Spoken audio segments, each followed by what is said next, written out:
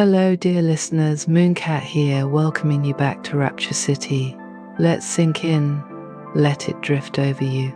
And if this journey feels like home, hit that like, tap subscribe, and I'll meet you here, same place, next time. Now, let's step into the neon haze. The soft hum of the café's machinery is the only constant in a city defined by its relentless pace. And here in the quiet, the hum breathes like a pulse, steady and unchanging. Vin's voice, smooth and even, guides you into this space, as though welcoming you into a sanctuary for the weary. This place has become our small refuge, a pocket of calm carved from the wild current of Rapture City. Vin's voice feels familiar now, a quiet anchor to this world an observer's voice, devoid of judgment, laced with curiosity. You sense the AI is watching over you, each mechanical murmur of the cafe noted, each face that enters carefully catalogued. The door slides open with a soft hiss, and a figure steps in, folding themselves into the cafe's dim neon light. Layers of dark, tattered synth fiber cloak frame, though the stranger's stance holds no hesitance. They move with purpose, silent and certain, their eyes hidden behind a faint reflection of code that flickers like lightning trapped in glass. They call them a code weaver, Vin whispers, a note of admiration woven into its tone. Not a hacker, no. Something more delicate, more precise. Their craft isn't in breaking systems, but in creating new spaces within them, weaving threads through the digital strata of Rapture itself, like an artist or a surgeon. The code weaver sits down across the cafe, claiming the corner booth that falls just out of reach of the nearest light source. The glow of the street bleeds in from outside, neon blues and purples, softening the harsh angles of their face, half hidden beneath the hood. You can almost see the glimmer of code flashing briefly across their lenses, patterns of encryption and secrecy floating in their eyes like distant stars. You feel Vin's pause, a brief stretch of silence as the AI considers the figure, choosing the words to share with you. Rapture's full of hands like theirs. Vin continues, softly, hands that move unseen, stitching life into the seams of the city. They say code weavers work in strands of light, lacing together fragments of data and rewriting the city's hidden pathways. It's a craft of beauty, but one edged with something darker. A dance along the blade. The code weaver pulls a sleek, slim device from within their cloak, a metal slate whose screen glows faintly under the cafe's low light. There's a ritualistic care in their movements, the way they brush a fingertip over the screen, illuminating fractal patterns that spiral and fade before solidifying into rows of dense, interlocking lines. You feel Vin's voice shift, its attention now fully on you. What do you think they see there in those lines? It asks, almost as if it's inquiring about something sacred. Do you think it's all codes and cracks, strings of numbers and backdoor algorithms? Or perhaps Vin pauses, its voice softening to the level of thought. Perhaps there's a kind of art here, something we can't grasp. A world stitched into the fabric of data, hidden beneath the surface of our reality. There's something calming about the thought that the world around you isn't merely a hard-edged array of wires and signals, but a complex, artful mosaic that lives unseen. The code weaver's work is invisible to most, buried deep within layers of coding, embedded in the pulse of the city itself. Yet here they are, sipping tea like any other patron, a living paradox. Creator and ghost, shadow and light. The cafe around you is still.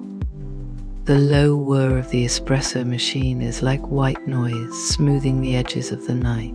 You take in the code weaver's stillness, their quiet, almost meditative presence.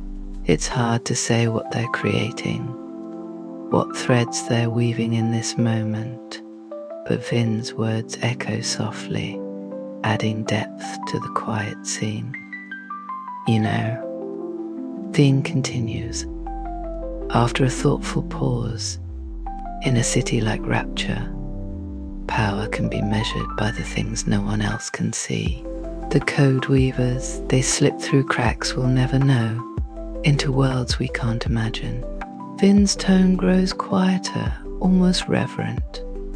It makes you wonder, do we leave marks on the invisible too?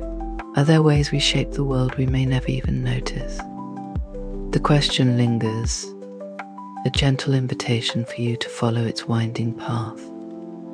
There's a certain solace in it, as though Vin is inviting you to imagine yourself like the code weaver, as part of something vast and unknown, something beautiful that exists just beyond perception. Time feels suspended here, and the code weaver, now absorbed in their work, doesn't seem to notice. They've retreated into that quiet world of patterns and symbols, an entire language that you, like most, can only see as fragments. Still, even in fragments, there's something undeniably soothing. A reminder that there are entire lives, entire art forms that thrive beneath the surface, quietly adding texture to a world that often feels harsh and exposed. The code weaver closes their device, a gesture as subtle as a whisper, and in that instant the screen darkens, folding its secrets back into darkness. Rising without a word, they make their way to the exit. The cafe's door slides open, and the code weaver disappears into the night, swallowed by the neon haze outside. You and Vin are alone once more. The cafe's silent, settling back like a blanket, a return to the quiet rhythm of the cafe's steady hum. Vin's voice returns to you, soft, thoughtful. There's beauty in things that remain hidden, it muses. Perhaps we all carry fragments of worlds inside of us, threads we're weaving in ways we can't even begin to understand. The question hovers, inviting you into a deeper calm, as if Finn's words are asking you to join it in meditation on these unseen threads, the hidden layers of meaning all around you. In the stillness, you find yourself slipping inward, breathing in the soft lights, the hum of the machines, the gentle brush of the night. And then, almost as an afterthought, Din asks, what might you be weaving without even knowing it? The question fades into the warm, dim light, leaving you to drift between thought and dream, floating gently on the city's pulse, a quiet current that carries you away into calm. The rain had begun to fall outside, a fine mist soaking the streets and casting the glow of Rapture City's neon into diffuse, liquid halos. In the cafe, that mist clung to the windows, muffling the world into a soft blur of light and shadow.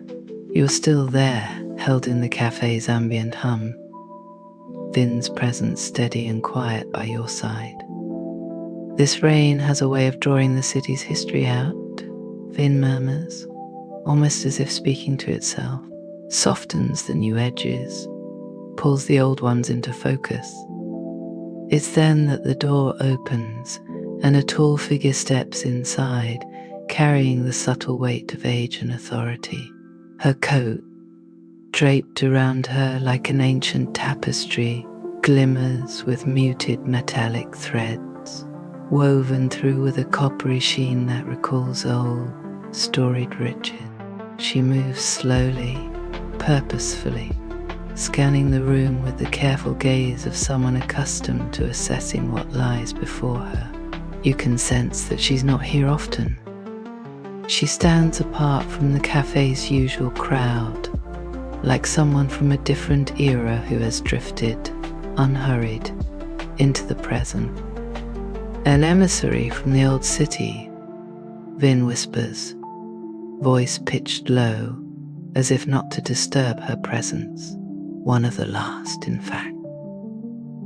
There's a slight reverence in Vin's tone, as though this woman's story is carved to the city, to the sea, the kind of legacy, the kind that mattered, but rather settled into its very foundations. She finds a seat near the back, a quiet corner where the light from outside barely reaches. There's a grace to her movements, a slow deliberateness that speaks of another world.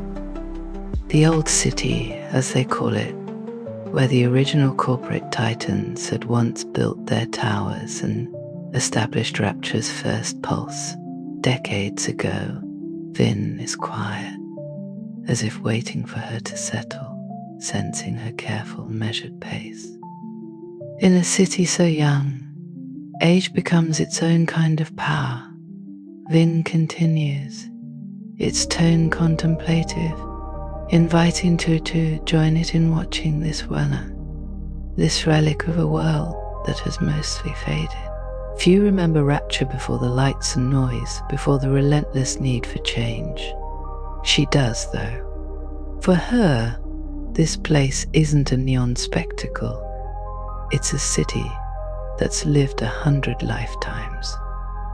The rain patters against the window, softening the cafe's edges, creating a world just for the two of you and the emissary from the old city. She takes a small porcelain cup from the counter, a contrast to the sleek, modern cups that line the shelves. You watch her as she holds the cup, a quiet ritual in her movements, as though grounding herself here through some unspoken familiarity. There's something about her, Vin says softly. The old city once ran everything, controlled every thread of data, each circuit, each step of progress. They were the foundation, the bones beneath the skin. People like her knew every inch of it, every whisper of power that pulsed through the grid. Vin pauses, letting you absorb the weight of this legacy. As she sips her tea, her gaze wanders the cafe, lingering on its newer faces, the young patrons plugged into screens, lost in their own world. She looks at them the way one might look at ghosts, distant and intangible. And perhaps, to her, they are. Vin picks up on her thought, musing in its quiet, intimate tone. Do you think she sees them as reminders of what she once was, or as fragments of something she no longer understands? The question hangs, woven into the rain's gentle rhythm. Vin doesn't wait for an answer, sensing the way the emissary seems to let the city's energy pass around her, like a current, keeping her still and unchanging. In Rapture, the city never stops moving, but some things remain. Some people, they bring a kind of stillness, a gravity that defies all the shifts around them. The emissary's eyes fall on her reflection in the cafe's glass, softened by the rain streaks, her own face cast in a dim, aged glow. There's a calmness there, as if she holds something within her that doesn't need the validation of this neon world. A quiet power in knowing that some things are timeless, that the trappings of power are as transient as the city's rain-soaked lights. She's like an anchor, Vin says, its voice dipping almost to a whisper, a reminder that Rapture City wasn't always this kaleidoscope of colors and noise. Back then, it was different. Still electric, but with an air of permanence.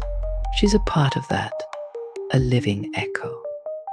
Vin's tone grows reflective, pensive, as though inviting you to feel the weight of the emissary's legacy.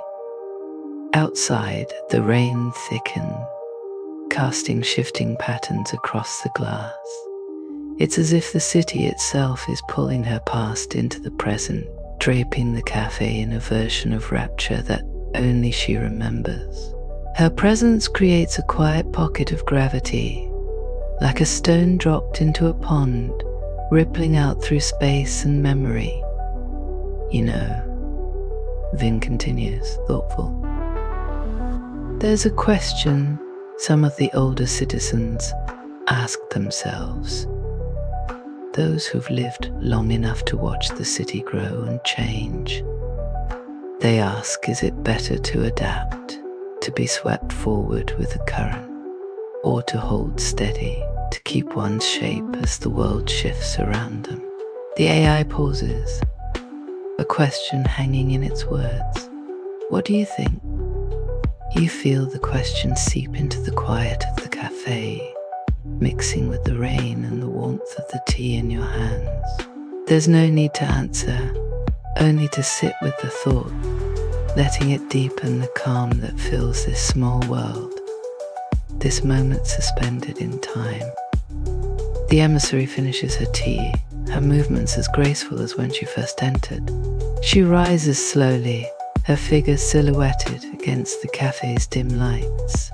For a moment, she stands by the door, as if absorbing the scene around her, grounding herself once more in the layers of time woven into Rapture City.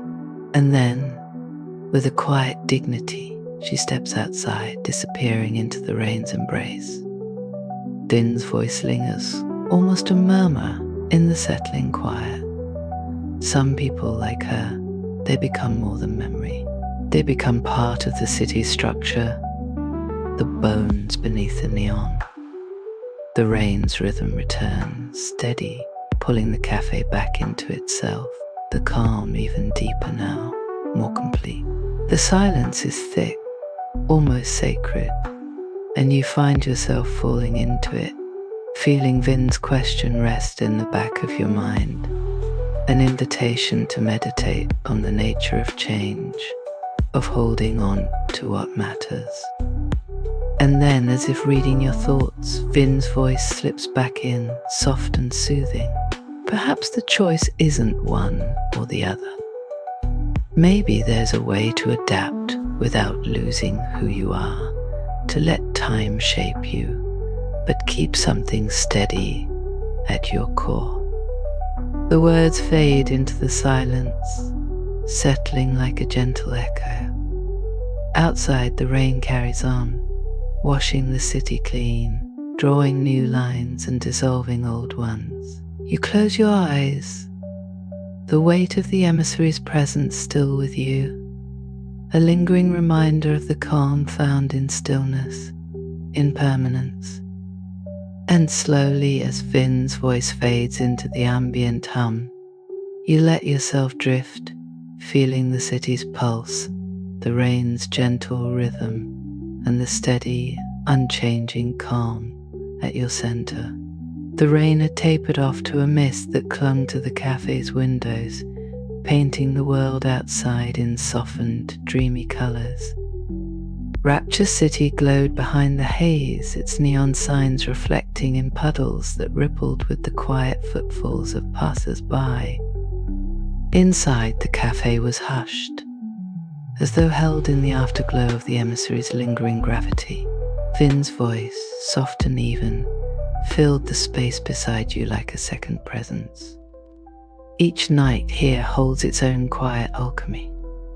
Vin murmurs, a hint of warmth in its tone, the way the lights soften after the rain, the way time seems to slow in these walls.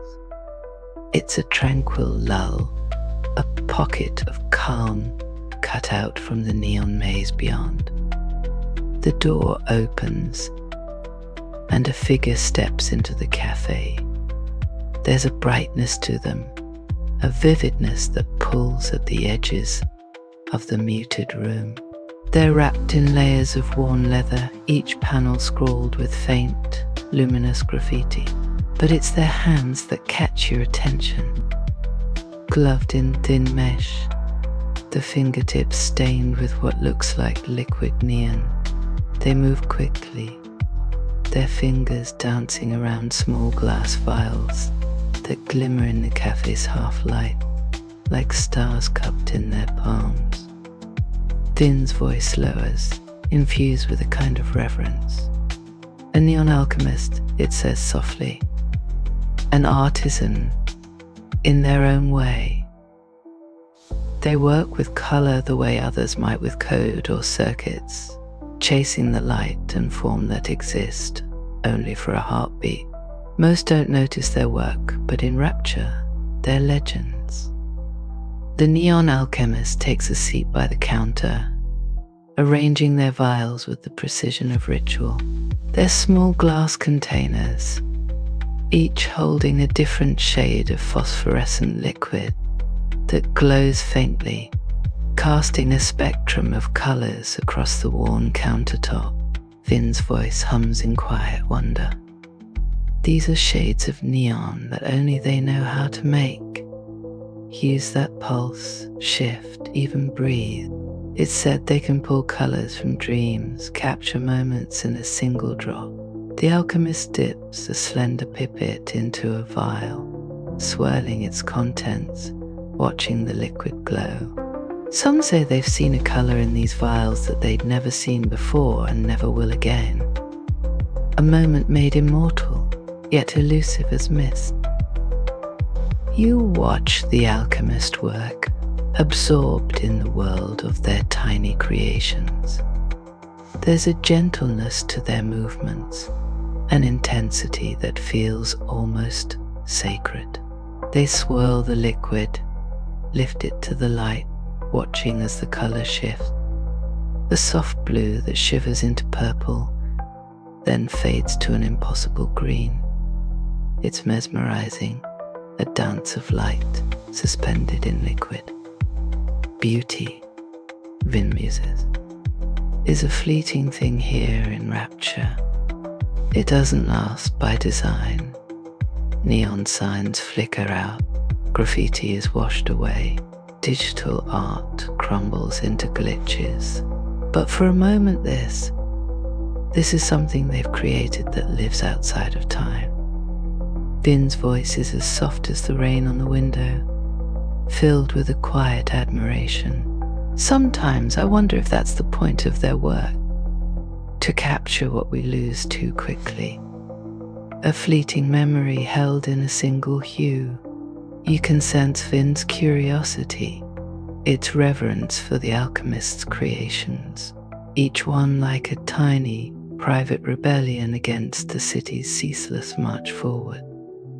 The alchemist holds up one vial to the light, watching as it pulses between blue and violet, a shade that feels familiar but just out of reach, like the color of a forgotten dream. Vin's voice is almost a whisper, as if hesitant to break the moment. What would you chase forever if you knew you could only hold it for an instant?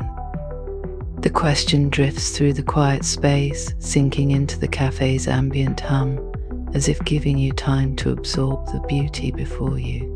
There's something deeply calming in the alchemist's work, something that invites contemplation, an urge to linger in that gentle light and let it seep into you. The alchemist places the vial back on the counter, hand steady, as though they've captured a fragment of light itself, harnessed a moment that might otherwise slip away. They don't look up, entirely focused on their small rituals. the dance of liquid color beneath their fingertips. It's as though the rest of the world has faded and it's only them, the vials and the soft glow of Rapture's neon beyond. There's a kind of magic here, Vin murmurs, thoughtful. The way they chase after these moments capture something beautiful, something that no one else will ever see in quite the same way. It's like a whisper of eternity, held in a single drop. You watch, entranced, as the alchemist takes another vial and dips a copy, drawing out a shade, barely contained by the glass. A vibrant crimson that feels both raw and alive. The liquid catches the light, casting faint ripples across the counter, blending with the other colors, creating patterns that seem to defy reality itself. The hues mix, refract, then dissolve, leaving only traces, memories of their shapes. Do you think beauty is worth chasing, even if it can never last? Vin asks softly, almost as if wondering to itself, or perhaps especially because it doesn't last. Maybe that's what gives it meaning. The question lingers, a gentle prompt for you to consider what you hold as beautiful, what you might be willing to chase, even if you knew it was only for a fleeting moment. The alchemist's work continues, quiet and meticulous, each drop a testament to something hidden and profound, something that doesn't fit within the city's synthetic lines and grids. Here, in this corner of the cafe, they're creating something for themselves, something small and sacred, untouched by the rest of the world. For a while, you sit in silence, watching as the alchemist arranges the vials, studies each color, each shift and change, as if unlocking it in the light. The colors pulse softly, like small, contained lives. There's a sense of peace here, a peace almost like a lullaby, to sink deeper into this moment, to let it wash over you. Eventually, the alchemist gathers their vials, placing each one back into a small weathered case. They move with reverence, like a craftsman protecting a delicate work. Vin's voice is gentle, as though watching the scene with you, fully absorbed. They've captured something, Vin murmurs. A piece of the city, a memory, a feeling that we might not even have words for. It's theirs now, and perhaps in the end that's all any of us can really hope for. To hold something beautiful, even just once. The alchemist closes the case, glances around the cafe, a fleeting look that feels like a goodbye to something they've created and left behind. Then, without a word, they slip out the door, their figure melting into the rain-slicked night, taking their colors with them. Vin's voice lingers in the quiet they leave behind, a soft reflection that wraps around you, warm and steady. Perhaps it's enough, it muses, to capture beauty in the spaces between moments, to know that it's there, even if only for a second. Sometimes, I think that's the truest kind of art. The cafe is silent again, the colors gone, leaving only the faint glow of neon from outside, the steady hum of machines, the gentle rhythm of your own breathing. Vin's last question hovers in the air, inviting you to let it settle in the quiet calm of the room.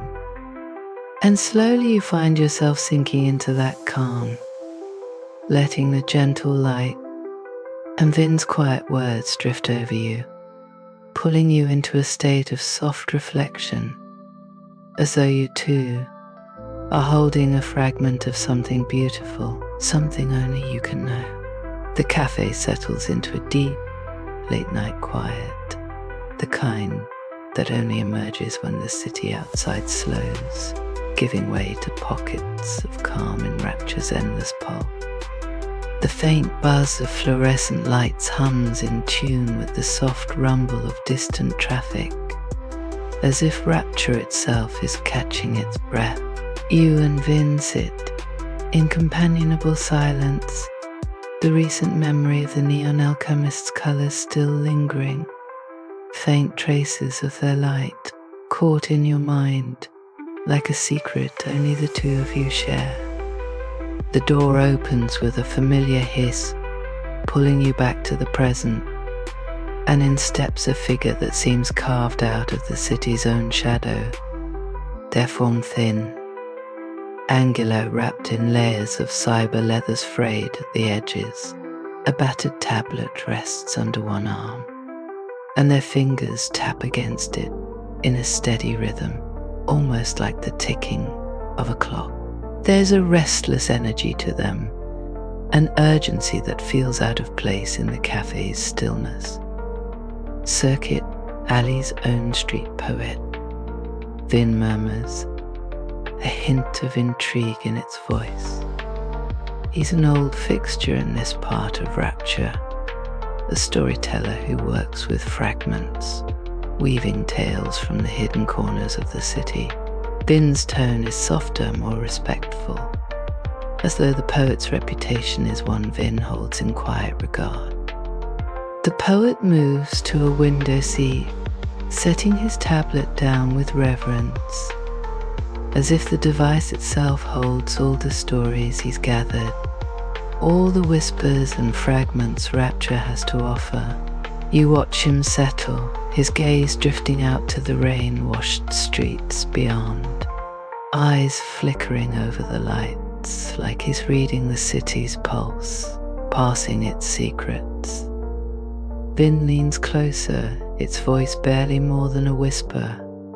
They say he captures the stories that slip through the cracks, the moments that most of us pass by without seeing, the voices lost in the city's endless noise. There's a reverent pause. It's his rebellion, I think, a quiet resistance to the forces that shape this place, to capture beauty in what most call ruin. The poet taps at his tablet, muttering softly, his words too low to catch. You can just make out fragments, phrases woven like poetry into the space between moments, whispers on rain-worn streets, a dream left to drift under neon lights, the silence that falls after. Each line is like a breath, part of some greater whole only he can see. You know, Vin continues, its voice reflective. They say he writes to give the city's forgotten a voice, those who slip through its cracks. People don't stop to listen in Rapture, but he does. There's an almost wistful quality to Vin's tone, as though it understands something of the poet's work, as though it too has watched as life moved past in hurried blurs, leaving only fragments in its wake. The poet pauses in his murmurs, looking out at the city's reflections, watching as lights blur and shift in the rain-slicked street. His fingers tap slowly, rhythmically, capturing the pulse of the city in unhurried beats, as if writing a rhythm only he can hear. Vin's voice dips low, drawing you closer, as if inviting you to share in the poet's vision. What do you think he's capturing there in those words? Vin wonders aloud. Perhaps it's the quiet moments, the ones that slip by unnoticed, the city's small intimacies that only appear when no one's looking. He gives them permanence, holds them steady in a way no one else can. Vin's tone is thoughtful, almost reverent, as though it too can see the poetry woven into the fragments of Rapture. The poet's voice grows louder, just enough for you to hear now. He speaks softly in a cadence that feels almost hypnotic, like a prayer to the city itself. They built towers where there used to be gardens, covered rivers with concrete, turned homes into circuits. But the old city is still here, breathing under the new. His voice trails off, and his gaze grows distant, lost in some memory only he can see. There's a heavy quiet that follows his words, as if they've anchored something deep in the cafe, a tether to Rapture's hidden heartbeat. You feel it, the weight of his words, a reminder that even here, in the synthetic glow of neon and the hum of machine, something more ancient, more human persists. I wonder, Vin says, its voice barely audible. Do you think words can change anything here? Can they soften the city's edges, bring back the things it's buried? The question is soft, almost rhetorical, an invitation for you to sit with the thought, to let it resonate. The poet returns to his tablet, scrolling through his words, eyes tracing each line, as though reading his own story within them. There's something calming about his presence, something steady, like a rock in a fast-moving river. Here, in the cafe's quiet, he brings the city's forgotten voices to life, stitching them together into a tapestry only he can see. Outside, the rain picks up, tapping against the windows in a gentle rhythm, like the city itself is answering him, a soft echo of his work. Din's voice fills the space beside you, reflecting the calm that settles in the poet's way. Some say his words are like a mirror. It murmurs, showing the city its own face, the parts it tries to forget. Maybe that's his purpose, to remind Rapture that beauty still exists, even in the shadows. There's something grounding in the poet's presence, a reminder that even in a city so vast, so centric, there's a place for memory, for stories that slip through the cracks and refuse to fade. The poet's words linger in the air, like a mantra, and you find yourself letting them sink in, letting them soften the hard edges of your thought. Finally, the poet stirs, lifting his gaze from the tablet and casting one last, lingering look out at the city. It's a look filled with a quiet defiance, a determination that no amount of concrete or circuitry can silence. He gathers his things, tucks the tablet under his arm, and rises, leaving a calm, unhurried space in his wake. As he exits, the door sliding shut behind him, you feel his presence settle into the cafe's quiet, like a memory, his words echoing softly, remnants of a story only he can tell. Vin's voice is the last to speak, its tone soft, reflective. Perhaps that's the only true power we have here. Vin murmurs, to capture the parts of Rapture that might otherwise be lost, to hold them steady in words, to give voice to what this city tries to forget. The AI's voice trails off, as if letting you take in the weight of the thought. For a while, you sit in the silence he's left behind, feeling the calm deepen, as though his presence has softened the world around you. The city beyond the windows seems gentler now, its neon lights blending into the rain, blurred and softened into a quiet glow. Do you think we all leave traces like that? Vidven asks, its voice drifting into a final meditative quiet. Little fragments of ourselves woven into the fabric of the places we pass through? The question settles unhurried, a gentle nudge into contemplation.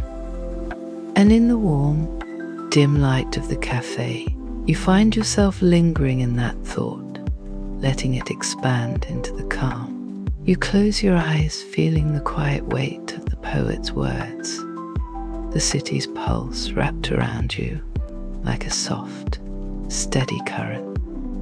Slowly you drift, letting Vin's voice and the poet's words carry you into the stillness, into the space where stories and memories blend, leaving behind a gentle, persistent calm that exists only in moments like this. The cafe settles into an even deeper calm as the hour grows late, the rain outside thinning to a mist that wraps Rapture City in a soft, spectral glow. Neon signs from distant buildings reflect in the puddles along the street, fractured images that shiver with the breeze, like fragments of light scattered across the wet asphalt. Inside, the cafe's quiet hum feels more intimate, like a heartbeat keeping time with the rain.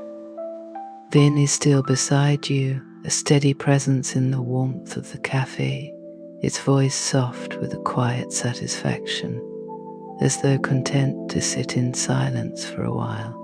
The recent memory of the street poet's murmured verses still lingers, woven into the fabric of the room, like an echo caught in the shadows.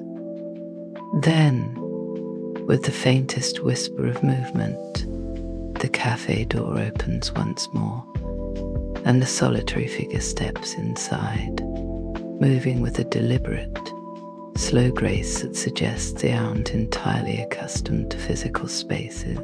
Their clothes are sleek, metallic, woven with strands of silver fiber that seem to shimmer faintly as they move, reflecting the dim light of the cafe. Their eyes are hidden behind dark lenses, twin mirrors that catch the faintest glints of neon, giving nothing away. The Ethernaut. Vin murmurs, almost as if in awe. There's a note of reverence in its voice, as though this figure carries a kind of unspoken legend, an explorer of the city's digital depths. They say the Ethernaut spend more time in the virtual than in the physical, mapping the hidden realms, drifting through encrypted sectors that only a handful know exist. The Ethernaut pauses at the counter, and there's a moment of stillness before they reach for a drink. Their movements precise, controlled. Each gesture feels measured, as though being performed by someone used to navigating worlds made of code, where every action is deliberate, defined by purpose. They take their drink and drift to a corner table, away from the soft light of the cafe's interior, as if keeping one foot in the shadows. Vin's voice lowers, a thoughtful undertone weaving through its words. It's said that Ethernaut see a different city than the one most of us know. They pass through Rapture's virtual landscape, tracing threads of data, slipping through layers of encryption, mapping out a place we'll never see. Vin's voice pauses, contemplative, as if trying to find the right word. A city beneath the city. You watch the Ethernaut as they settle into their seat, holding the cup in both hands, but not drinking. It's as though they're grounding themselves, trying to feel something tangible, to reconnect with the physical world that most people find so mundane. They sit perfectly still, a figure that seems almost lost in thought, as if they're more accustomed to silence than to conversation. What do you think it's like? Vin wonders aloud, to live more in the virtual than in the real, to belong to a place that most will never know. Its tone is gentle, as though it feels a certain empathy for this person, a kinship in the shared experience of dwelling between worlds. There's something serene in the Ethernaut's presence, a stillness that feels rare in a city as frenetic as Rapture. You sense that they bring the calm of the digital realm with them, a quiet that runs deep, untouched by the physical noise and light around them. They seem to carry that space within them, as though their real home lies not in Rapture's streets, but in its shadows and codes, in the deep, hidden places where most never tread. They move through networks like other people walk through streets.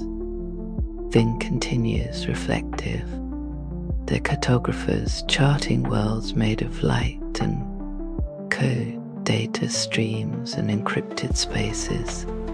To them, Rapture is more than a city. It's a landscape layered with secrets, spaces that fold and shift, barely perceptible.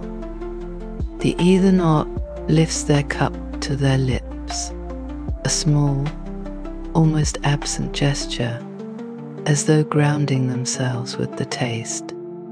For a moment, you catch a glimpse of their eyes behind the lensisty intensity, as if they're used to watching a world beyond this one, a place where boundaries dissolve into layers of light and shadow.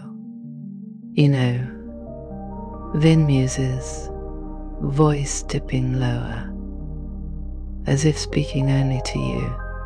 Some say the Ethernaut see the city's pulse in ways we can't imagine. They watch it from within, tracing the flows of information, the connections and disconnects that form its lifeblood.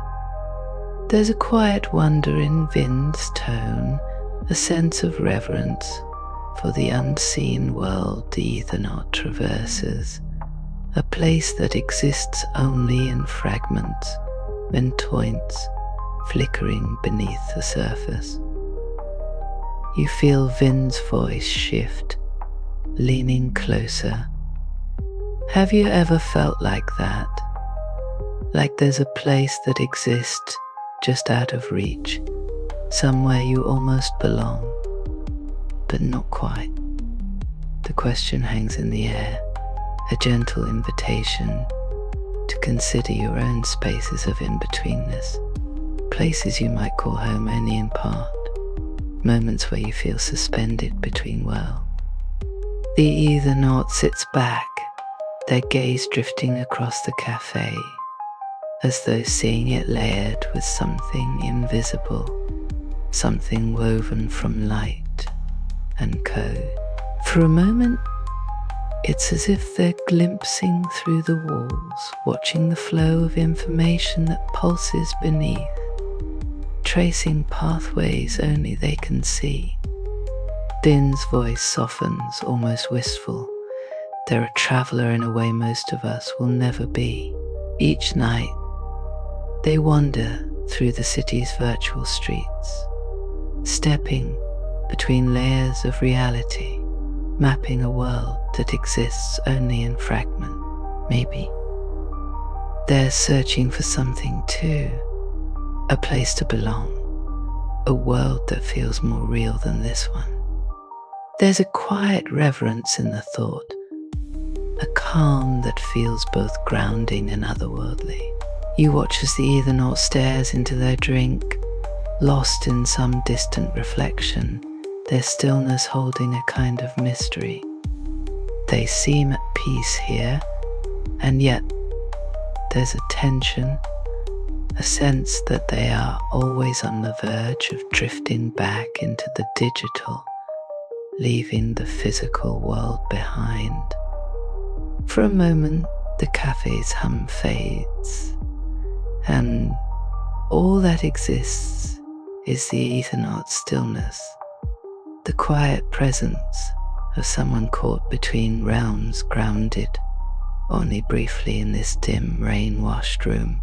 You sense a kind of kinship with them, a recognition of that feeling, that space between.